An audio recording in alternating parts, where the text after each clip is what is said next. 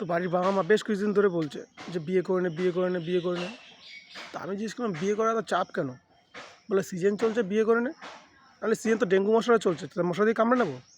Season তো ক্যান্সারের চলছে, তাকে নেশা করে ক্যান্সার করে নেবো? বললো না, এরম কেন বলছিস? তো গেল, সেদিনকার গেল। ঠিক তারপরে রবিবার দিনকার সকালবেলা ঘুম থেকে উঠে চা করলাম, বাবাকে দিলাম, বাবা চা খাও, কেমন হয়েছে বলো? বলে বউ রাতে হতো তো ভালো লাগতো। তো ভারী ঝামেলা। বললাম ঠিক আছে বাবা, চলো তাহলে আজকে বাইরে খাই।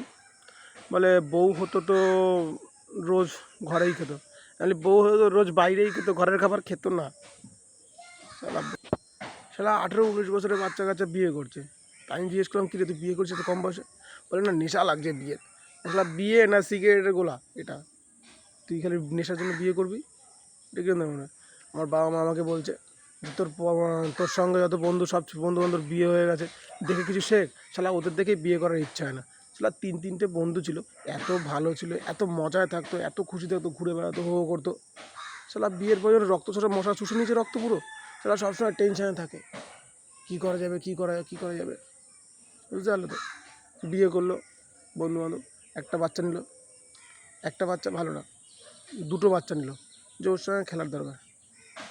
ঠিক আছে, দুটো বাচ্চা হয়ে গেল, 3টে বাচ্চা নাও, এরকম করেই চলছে।